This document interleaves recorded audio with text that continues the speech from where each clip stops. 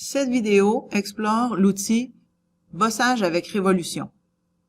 Donc, un bossage avec Révolution, c'est en fait un ajout de matière autour d'un axe. Donc, dans ce cas-ci, souvent, c'est des pièces qui semblent rondes ou qui ont été tournées. Donc, un ajout autour d'un axe. Donc, si je reviens sur cette petite poignée, quand on regarde son esquisse, l'esquisse avant la fonction, il s'agit en fait de la moitié d'un profil. Quand j'utilise l'outil Bossage avec Révolution, on me demande un plan d'esquisse, ce que j'ai déjà. J'ai déjà une esquisse existante. Et la deuxième question est souvent l'axe de révolution. Ça peut soit être une ligne qui appartient à une autre esquisse ou encore à même l'esquisse présente. Je lui définis, dans le fond, l'axe autour duquel je veux qu'on ajoute de la matière. Par défaut, on me donne 360. Et j'accepte. Et voilà le petit bouton qu'on avait, le bouton de porte qu'on avait au départ, que je serai capable d'insérer à une autre modélisation. L'ajout de matière par révolution devient un outil intéressant lorsqu'on doit modéliser les pièces d'ébénisterie qui sont rondes.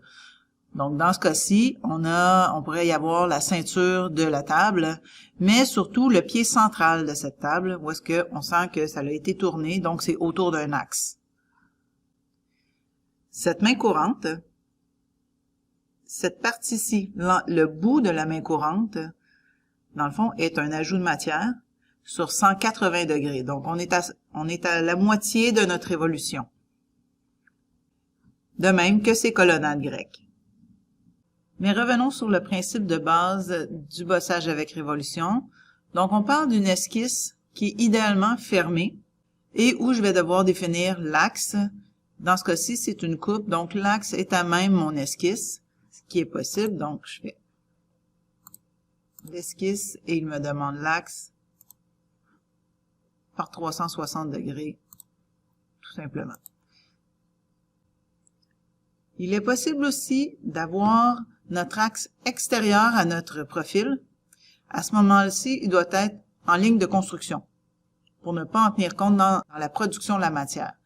Donc, notre axe est en ligne de construction, notre profil d'esquisse est fermé. Je choisis d'ajouter de la matière avec cette esquisse. On me demande quel est l'axe de révolution. Ici, il s'agit d'un plateau, du chapiteau, en fait, d'une colonnade.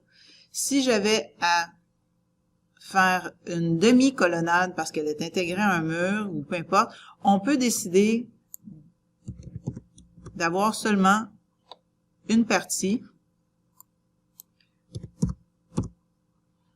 de l'arc qui doit être composé. Vous voyez ici les différentes options qui s'offrent à moi. Donc, borgne, c'est quand on a une dimension définie, un angle défini, comme on avait. En milieu, c'est que c'est reporté de part et d'autre.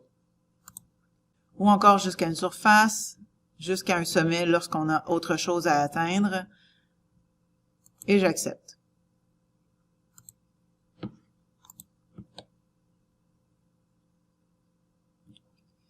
Il est aussi possible, lorsque votre esquisse n'est pas fermée, de faire une révolution et SolidWorks le traite à ce moment-là comme une coque, comme si c'était un objet ouvert. Donc, j'ai une esquisse ici non fermée, j'ai mon axe de révolution. Je veux faire ma révolution. Je lui dis l'esquisse et il m'apparaît un message qui me dit que l'esquisse est présentement ouverte. De facto, SolidWorks cherche à la fermer. Il vous demande est-ce que vous voulez qu'elle soit automatiquement fermée. Donc, lui, il va faire un bloc qui est peut-être pas ce que vous désirez. Alors non, je la laisse ouverte. Et, vous voyez, m'apparaît plus l'effet d'un vase où je peux définir donc on est dans une fonction mince et je peux définir l'épaisseur de ce que je cherche à avoir.